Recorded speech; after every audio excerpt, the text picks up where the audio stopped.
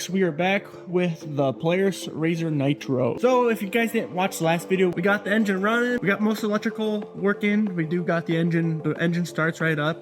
So now it's time to fine tune just everything before we button this thing up and start taking it on some test drives and stuff. There's a lot we still gotta do to it. I got some metal on order to fix this one engine out here. If we can try to take that wobble out that we have in there. We're gonna finish hooking up the radiator up here in the front. We're gonna put some coolant in it, make sure that we have no leaks in that aspect, make sure that the coolant's working, kind of go from there. So I'm actually just gonna fill it up with water for now. For now, the oil pan is gonna be zip tied there until we think we want it to be there. We just wanna make sure that that's the spot it's gonna be at. It doesn't hold idle at the moment. I just gotta put the proper tension on the throttle cable and just fine tune the fuel pressure so it's just running optimal. And yeah, we'll make sure we get the air filters and stuff on there too while we do that. When we started it in the last video, the code did disappear for a while and it popped back up. So I'm wondering if I got a resistance issue somewhere in the line. So we're gonna have to try to find this problem. And we're gonna send this over to an exhaust shop and we're gonna have a professional exhaust shop make exhaust for this. I want it done right, so I'm gonna have someone else do it.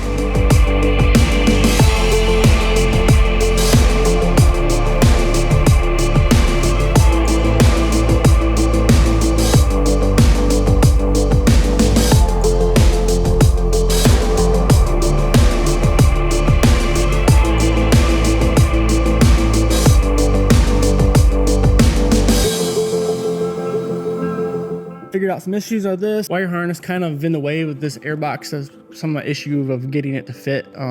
So for the most part, it's on there pretty good. We're gonna be using those for filters. We will be spraying these with air filter oil because that's what these are designed for. So, but for now, because I'm sure we'll be taking these off here and there. I don't want to get the oil all over the place. So this will go on top of there. That's just the airbox. I think I got it on right. All right, so it goes on there like that. As for supporting this, you might not have to do a whole lot to really. We'll see how I'm guessing we'll have to nip these off right here so that the firewall sits in there flush, but we'll see. Otherwise, we might have to do some modifications to make it all fit. We might have to put an access port here. I don't know yet. That's kind of down the road, but so that's pretty much all set. Looks like it's gonna work out pretty good. I do believe that we're gonna have this a little higher. I think the zip ties just kind of fell, but we're at the point of starting it up and just trying to get the idle and the fuel fine-tuned.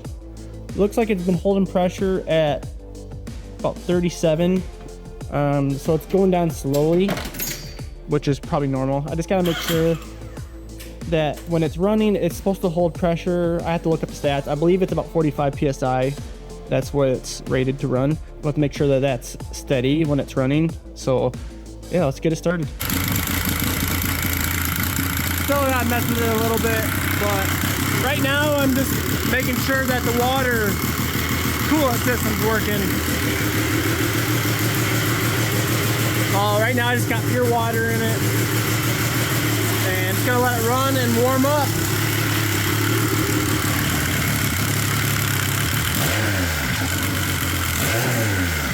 Feels like I got warm water coming through here.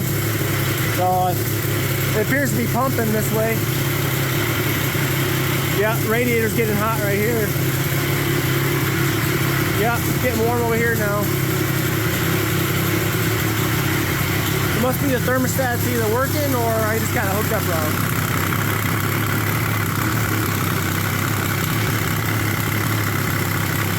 On this end, it feels good. Okay guys, so as you can see, the code is gone on this. This I bought used off of eBay. For whatever reason, the gauge cluster that came with the snowmobile, for some reason, puked out on me. Not sure why. Maybe it shorted out. I don't know. That's really unfortunate. So I got this on eBay for 130 bucks, I think.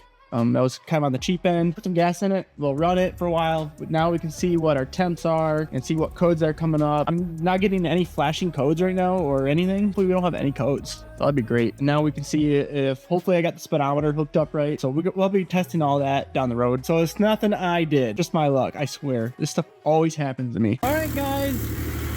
The fan is working. It's been running for about 10 minutes. It's up the temperature. Radiator's working. Fan's working. We have 0 code. He's running like a dream.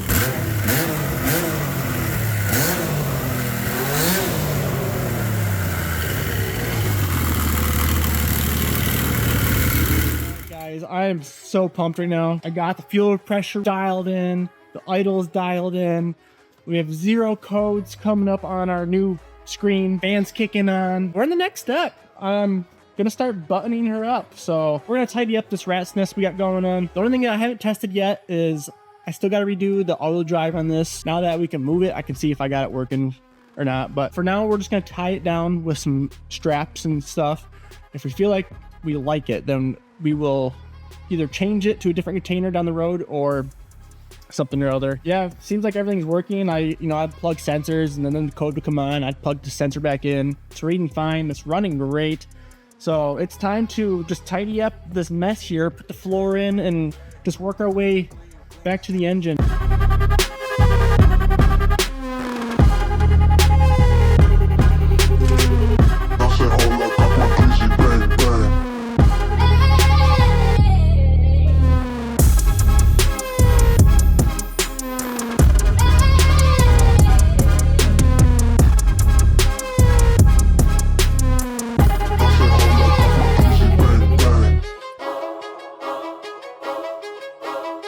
Hey, so I just had a little bit of a fiasco. I was getting the wire harness all shifted around in here, and I wanted to see if the headlights were going to work. So I went to go start it, and then I was looking at my monitor, and it was flashing all kinds of codes. I'm just like, what the heck? I would wiggle these wires around, and then it was making the motor stall out and stuff. And anyway, I traced it to a bad wire inside the harness. They had this wire just all wrapped around, and it was kinked off, and I think it finally just enough vibrations or whatever. There was a bad spot in that line, but I bypassed that line out of it. All the codes are gone. I still do have a check engine light. There's no code on that.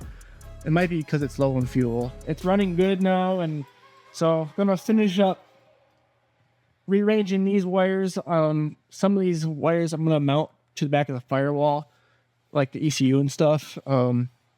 So it's kind of going to be laying there for now, but the next step is to, pretty confident that the harness running through here is good to go. And so we'll get all that zip tied down, and we'll start putting in the floor and the shifter and stuff. And then we can maybe do some test rides on this. I'm using yellow tape for now for all the spots that I kind of went through or have splices just in case in the future. And then once we work out all the kinks and we think that everything's good enough, and then we're gonna go through and repaint this whole roll cage, and we'll tidy up the things when we do that in the future. But for now, that's why it's like that.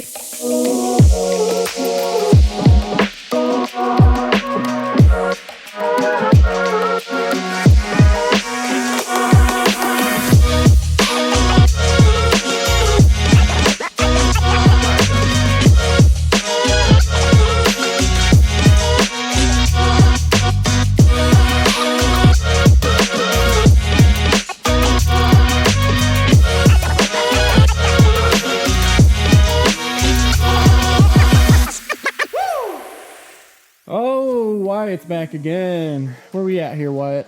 Oh, buttoning up. Yeah, I got pretty much all the wirings done up front other than the auto drive. I'm gonna look at that now that this thing is actually movable. So I got the shifter in and everything, so it is now movable. So I'm able to test out the 4-wheel drive once I get it hooked up. And then I need to double check the speedometer, but everything's working now. Got all the codes gone. It is.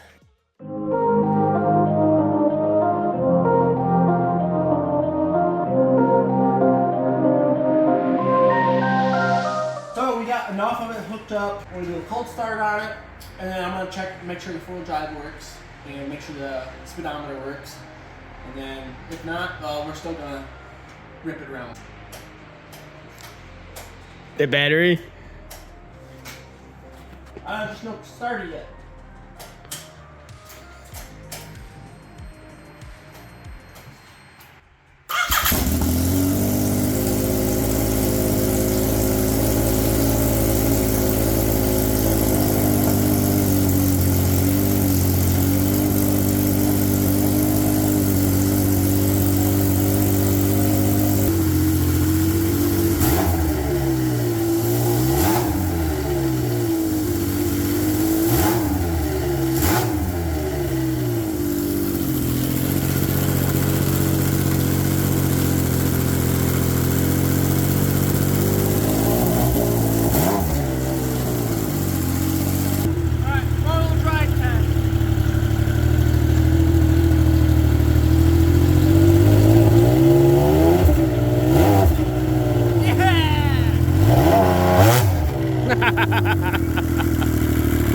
That's awesome. Hell yeah.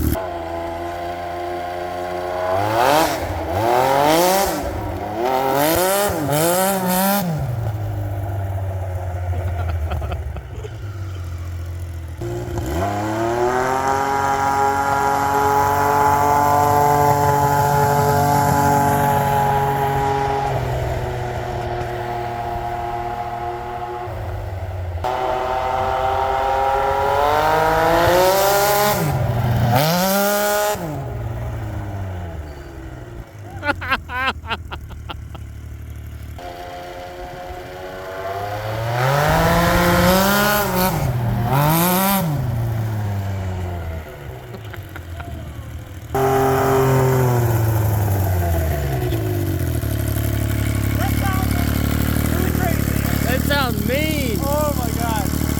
Double check it and then we'll do a little slow cruise around and then I'll let you do it. Alright.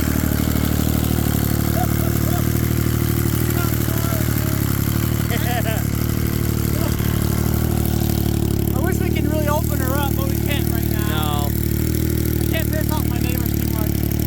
It sounds wicked. Yeah. Like a Subaru almost, like a rally car. Yeah, it does.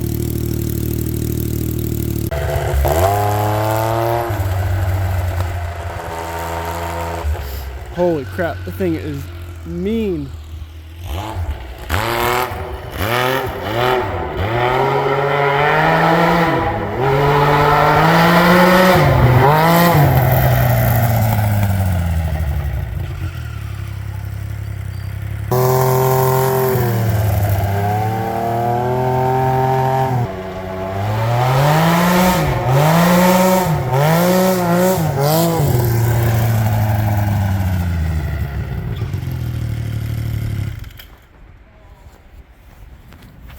What'd you do? Man, from back here, it actually looks like it's kind of professional. Not gonna lie, not since we got the seats in it and stuff. It looks pretty legit. Looking like a rock crawler. It drove pretty legit. I'm pretty surprised of how good the clutching felt on slippery snow.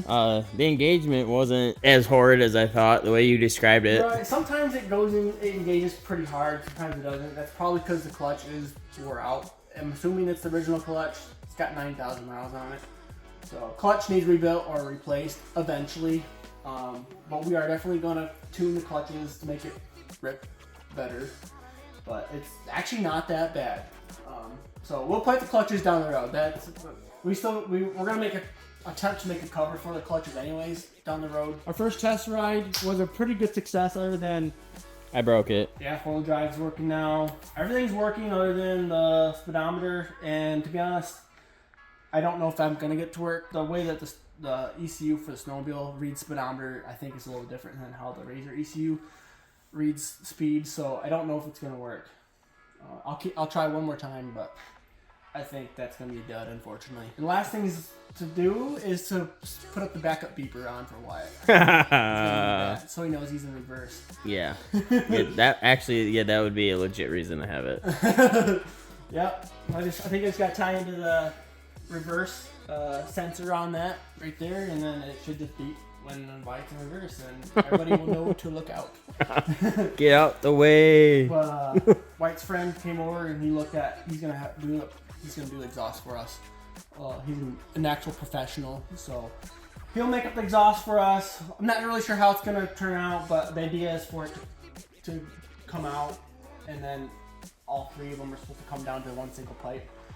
And the idea is to go into the RZR muffler, but maybe something else. Yeah, it'd probably be like a car Magnum Flow knockoff. Yeah, it might be just a knockoff car muffler.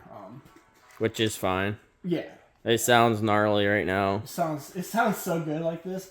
I kind of want to, secretly, I just kind of want to have it a true triple straight pipe setup come out. I think that would sound really good, but. Like run 3 glass packs off it. Yeah, something like that, but we're not doing that. We're gonna make it look pretty good.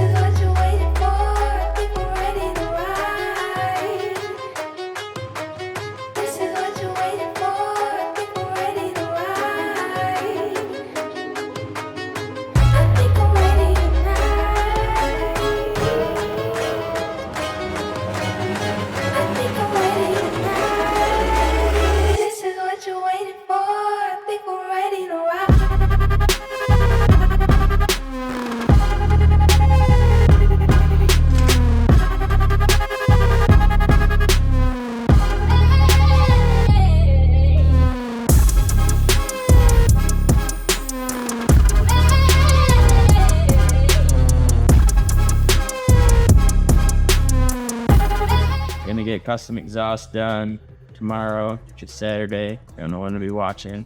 Got the front bumper on. That was a pain in the butt. Yep. Comes the back. Got the firewall in. Firewall in. We got the Bed. this in the front. Fenders. Party in the back. Did a little cutting. Yep. Had to cut the bed to the motor. I'm sure we're probably gonna put the taillights on it here, so that goes there. See, she's coming along, finally.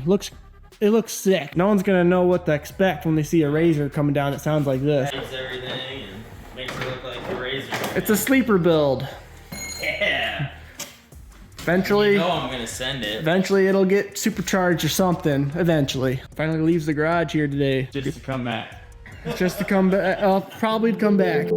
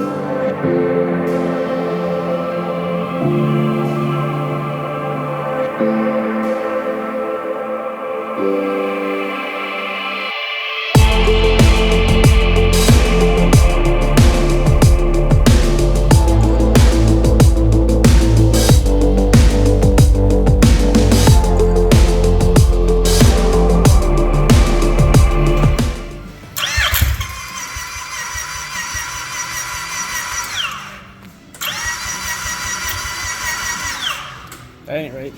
Well, You know, I was supposed to have this problem. yeah. Well, we're having a slight issue of it. It's not wanting to start at the moment. It smells like it's flooded for some reason. So once we're gonna take it over to my house real quick, check the plugs, dry it out if it's flooded, and then hopefully we can get the start. We're gonna head over to Cutting Edge Fab, and we're gonna redo a couple motor mounts over here, and should be hopefully ready to rip. So either the ECU is being really weird for us, something else is going on, or it flooded for some reason, not really sure what. And yes, we did unplug the battery when we welded on it. Fighting us the whole way. The whole way. We made it back to Cutting Edge Fab. Still can't get the start, but we're gonna straighten up our transmission, and actually while we're here, we're also gonna take this exhaust off, and we're gonna double check, make sure we have nothing stuck in our valves and whatnot. So that's what our plan is at the moment, and yeah, so hopefully we can figure this thing out.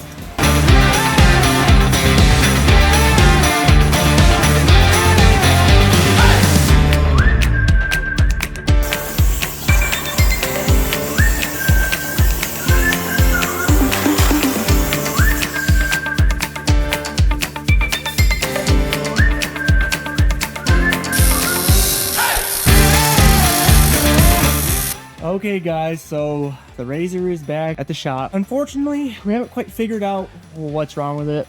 It acts like I'm not getting any codes, and it acts like it's not cranking fast enough, and it acts like the injectors aren't spraying when they should be. So I think it's like everything's out of whack. I think the ECU took a crap on us. No idea why. Like I said, we had the battery and everything unplugged. Every time I welded on it, I unplugged the battery. When we had it at the exhaust shop, we unplugged the battery.